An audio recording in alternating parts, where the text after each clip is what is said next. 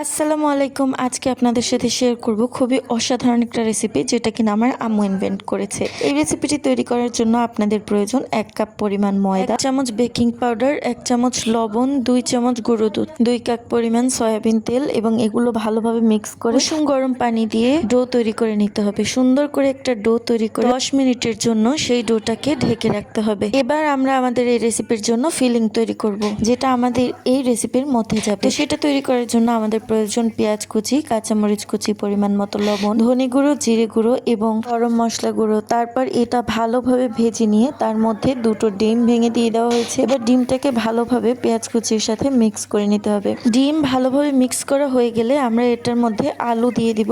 এই আলুটা আগে সেদ্ধ করে নেওয়া হয়েছে, তারপর এটাকে ভর্তার মতো করে এই ডিমের সাথে মিক্স করে দেওয়া হয়েছে। এবার হালকা একটু পানি দিয়ে এটা আমরা চুলায় কিছুক্ষণ রান্না করব, আর ততক্ষণে আমরা আমাদের ডোটাকে চেক করব, যেটা কিনা হাতে লেগে পড়বে না। এবার আমরা এই ডোটাকে ছোট ছোট আরো 3-4টে ডোতে পরিণত করব এবং এগুলো দিয়ে আমরা রুটি তৈরি করব। রুটির মতো করে তৈরি করব। তো আমরা রুটি বেলে নিচ্ছি। রুটি বেলে এবার এর থেকে কিন্তু আমরা আরো ছোট ছোট রুটি সংগ্রহ করছি, আর এগুলো দিয়ে পরে আমরা কি করব সেটা তোমরা সামনেই দেখতে পারবে। তো এভাবে ছোট ছোট করে অনেকগুলো রুটি বেলে নিয়ে পরে আটাগুলো আবার রুটির মতো বেলে সেটা আবার ছোট ছোট করে কেটে নেবে। তারপর এই ছোট রুটির মধ্যে আমরা কিন্তু ফিলিং দিয়ে দিচ্ছি, দিয়ে সুন্দর করে মুড়িয়ে নিচ্ছি, একদম মোমোজের মতো। তোমরা এটাকে মোমোজ বললে, আমরা কিন্তু নারিকেল কুলি পিঠা বলতাম, কিন্তু এটা যেহেতু আমার আম্মু ইনভেন্ট করেছে, এটা হচ্ছে ডিম কুলি পিঠা। সত্যি বলতে আমরা মোমোজ চেনার আগে কিন্তু নারিকেল কুলি পিঠা চিনতাম। শুধু মোমোজের মধ্যে চিকেন থাকে আর নারিকেল কুলি পিঠার মধ্যে নারিকেল দিয়ে মিষ্টি দিয়ে মজার একটা ফিলিং তৈরি করে থাকে। যাই হোক, এবার আমরা আমাদের পিঠাগুলো ডুবো তেলে হালকা আছে সুন্দর করে ভেজে নেব।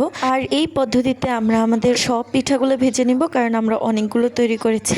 এবার এইগুলো ভাজা হয়ে গেলে টেস্ট করার পালা। আর দেখুন, দেখতেই কতটা সুন্দর এবং লোভনীয় লাগছে, মনে হচ্ছে চুলা থেকে উঠেই খেয়ে ফেলি। আর উঠানোর পর তো আর লোভই সামলাচ্ছিলাম, আমরা খাওয়া স্টার্ট করে দিয়েছি। আর এত মজার পিঠা যে কি বলবো আপনাদেরকে। আপনারা অবশ্যই ট্রাই করবেন এবং আমাদেরকে জানাতে ভুলবেন না। ভিডিওটি ভালো লাগলে অবশ্যই লাইক, কমেন্ট, শেয়ার করে পাশে থাকবেন।